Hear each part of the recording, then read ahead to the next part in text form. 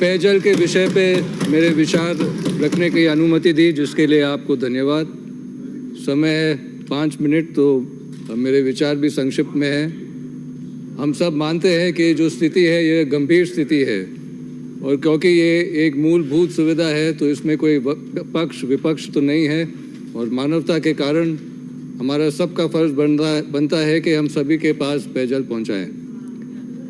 जहां सुधार की बात हो तो सुधार का एक अंश होता है कि हम जांच लें कि हम इस गंभीर स्थिति में पहुंचे कैसे।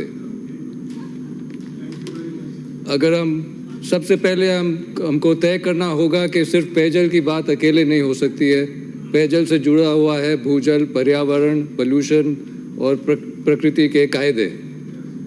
प्रकृति के कायदे से तो कोई जीत नहीं सकता है। इसका मतलब नहीं कि हम नए तरीके नहीं अपना सकते हैं, लेकिन अगर हम नए तरीके अपनाएं तो हमें प्रकृति के तरीके को ध्यान में रखना चाहिए, तभी लंबे समय तक सफलता के चांस ज़्यादा ही होंगे।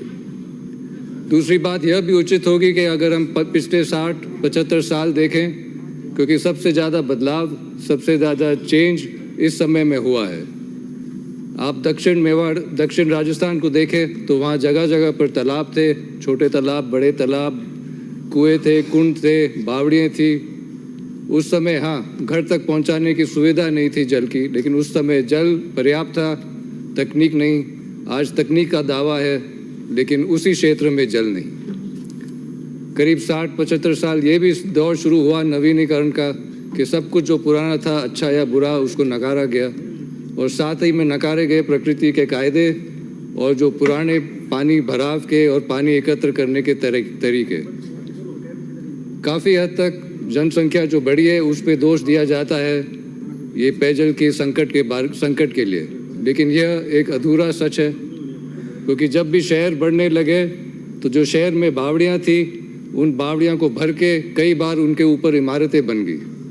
नाथद्वारा शहर को आप देखें तो वहाँ ऐसे करीब 30 बावड़ियाँ हैं जो पहले थी, आज नहीं है, या आज उनका उपयोग नहीं हो सकता है क्योंकि लोग उन पे कचरा फेंक रहे हैं या पानी दूषित है। उदयपुर का दावा है कि उदयपुर में करीब 100 ऐसी बावड़ियाँ हैं। कुछ दिन पहले यहाँ पे चर्चा हुई थी कि क्या हर बावड़ी हेरिटेज बावड़ी है, तो जहाँ तक मेरे ध्यान में है, पिछले 75-100 साल में किसी ने कोई बावड़ी बनाई नहीं है। बावड़ी बंद तो ज़रूर करी है।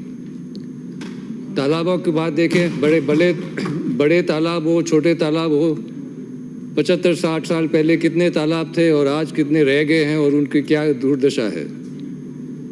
नाथद्वारा में आप नाथुवास तालाब को देख ले, उसमें गंदा पानी भरा जाता है।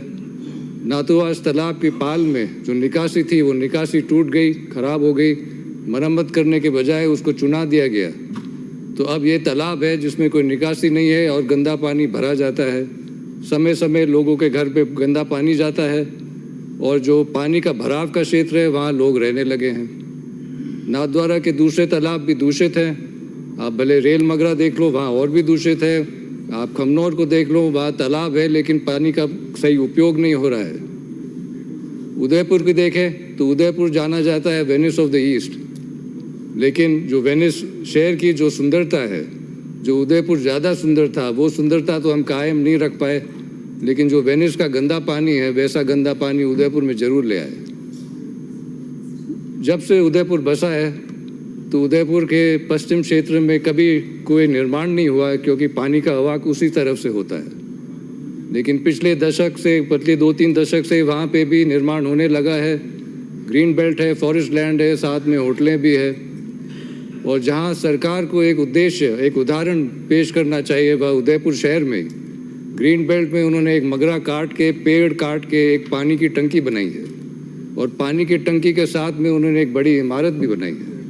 तो ये तो एक व्यंग्यात्मक स्थिति है कि उन्होंने पेड़ और पहाड़ काट के पानी का इंतज़ाम किया है। तो उस पानी की टंकी से भला कितना भी पानी बह जाए, ये धब्बा तो धुलने वाला नहीं है। इस एक तरफ तो ये रुख है, और दूसरी तरफ से एक कड़ा रुख अपना के नाथद्वारा में, सुखाड़िया नगर जैसे क्षेत्र में फॉरेस्ट लैंड के लोगों को अपने हक से वंचित रख रहे हैं। तो हम तो खेद कर सकते हैं कि पहले के अदूरदर्शिता के कारण हम आज इस संकट में हैं। कुंभलगढ़ एक आखिरी उदाहरण है कि जहाँ पेड़ और पहाड़ काट के होटलों का बाजार की तैयारी पूरी तरह से हो रही है। तो अब अभी भी हमारे पास कई बावड़ियाँ हैं, कई तालाब हैं, हम नए भी बना सकते हैं कि जो भी है उनको सुधार करें। तो अगर उसी क्षेत्र में वहीं से पानी आए तो वो बेहतर है। दूर दरार मीलों से पानी लाने से क्या फ़ायदा, इतना खर्च भी क्यों। बाकी अंतर्राष्ट्रीय स्तर पर दूसरे भी सुझाव है, जैसे rain water harvesting, aquifer refreshment, reforestation, water conservation, ये सब तरीके हम अपना सकते हैं। लेकिन ये गंभीर स्थिति है, हमें ध्यान से और जिम्मेदारी से काम लेना है, और ध्यान से और जिम्मेदारी से लेंगे तो नैतिक स्तर और भूजल का स्तर दोनों ऊंचा ही रहेगा, और भूजल ऊंचा रहेगा तो पेयजल भी आएगा।